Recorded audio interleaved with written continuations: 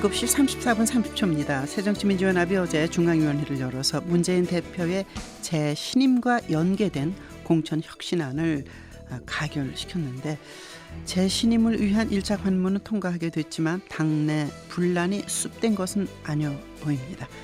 복잡한 속내가 어떤 것인가 알아보도록 하겠습니다. 김경진 변호사입니다. 안녕하십니까?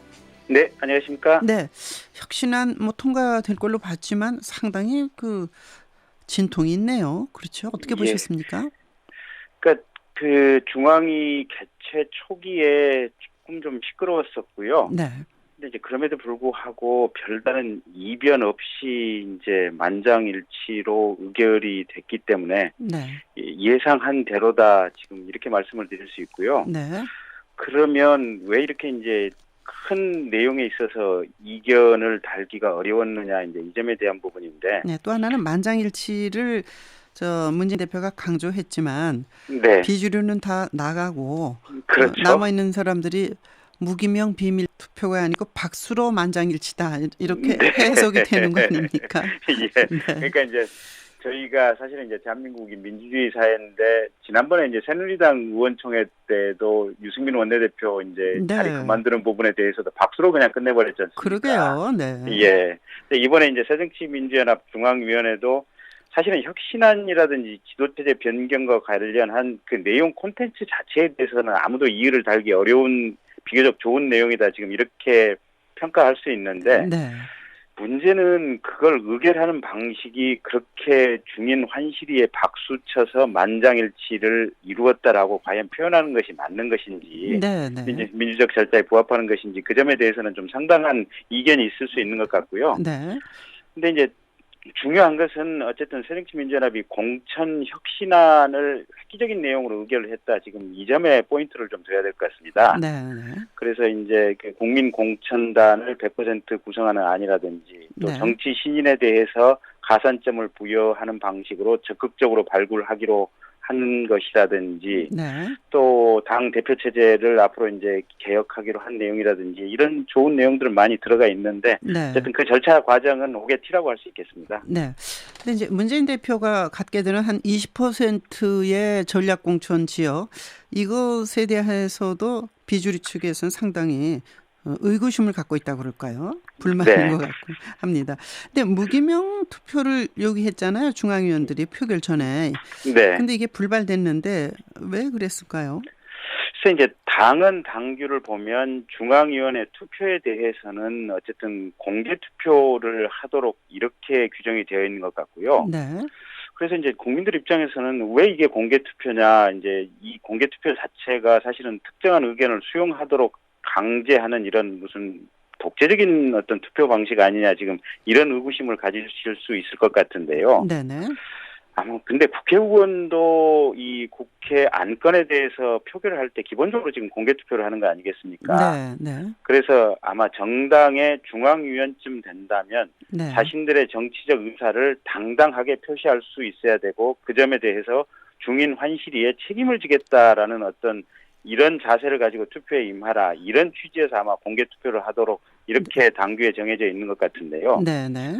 근데 이제 그럼에도 불구하고 어제 비주류 측에서는 이게 결국은 문 대표 본인의 어떤 자리의 신임 문제를 동시에 걸지 않았느냐. 네, 그러니까 인사에 관한 문제다. 그런 얘기죠. 네. 예. 그래서 대표가 눈앞에서 보고 있는데 공개 투표를 할 경우에 제대로 투표할 수 있겠느냐. 이제 이런 논리였습니다. 네.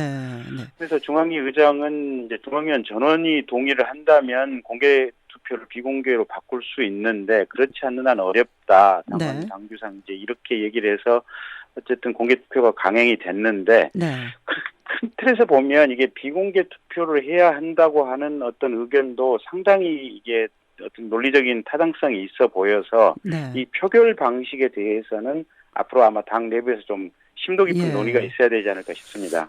비주류라고 이제 불리워지는 의원들이요. 일반적인 회의 진행 중단하라. 또 그리고 거의 다 퇴장하지 않았습니까?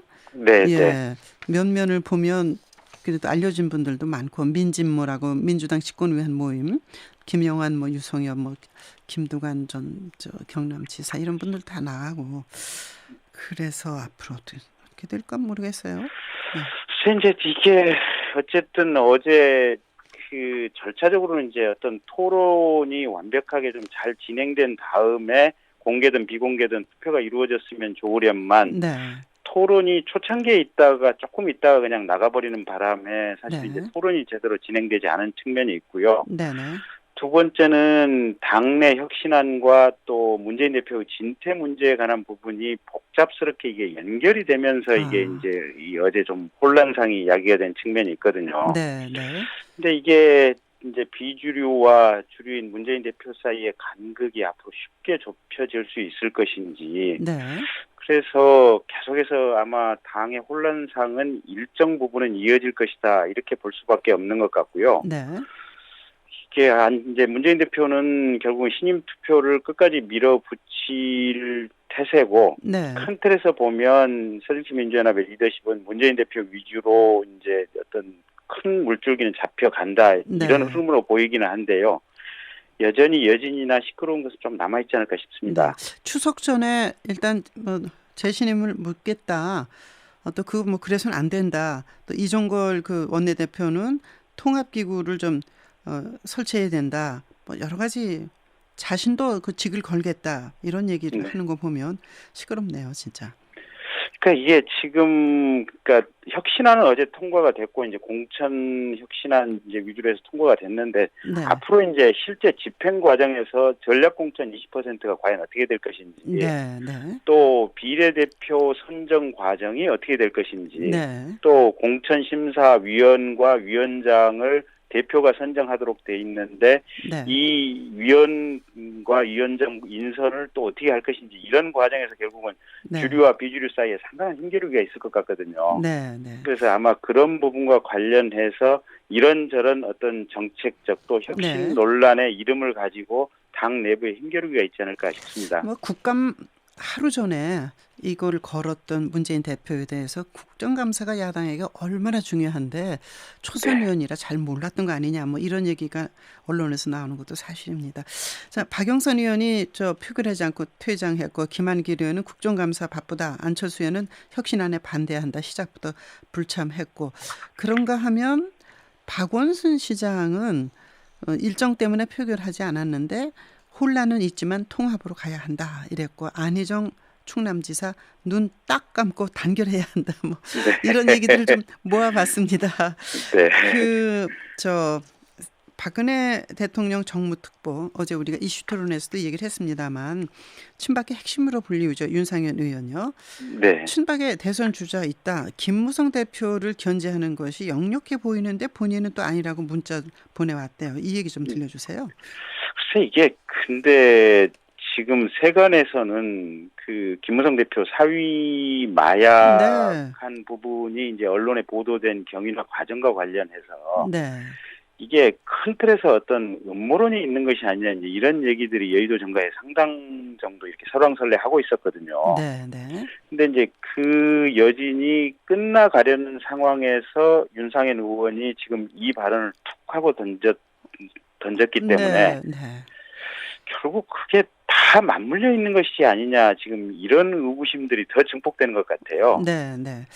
그래서 아직 이제 대통령 선거 2년이나 남아 있지 그러게 않습니까? 말이에요. 예. 그런데 근데 계파라든지 또 특정 지역 뭐 이런 내용을 구체적으로까지 얘기를 해가면서 대권 그랬죠. 주자 얘기를 해냈다. 네, 뭐 3선 이상 뭐 네.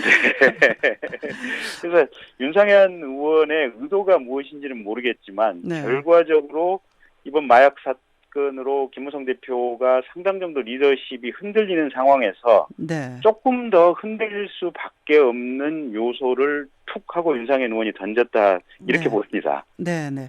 그래서 이제 중요한 거는 대권을 염두에 둔 것이냐, 아니면 내년 4월에 국회의원 선거에 그 공천권을 염두에 둔 것이냐, 뭐 여러 가지 분석이 있던데 변호사님은 어떻게 보세요? 글쎄 이제 그 얘기를 이제 윤상현 의원 얘기를 조금만 더 보면 네. 오픈 프라이머리 이거 불가능한 거 아니냐. 네. 그래서 새로운 안을 빨리 내야 되고, 결국은 그 인기만 있고 정치 역량은 전혀 없는 후보가 뽑힐 염려가 있는 오픈 프라이머리 대신에 네. 새로운 정치 엘리트 충원 방식을 내놓아야 된다, 지금 이 얘기를 했고요. 네.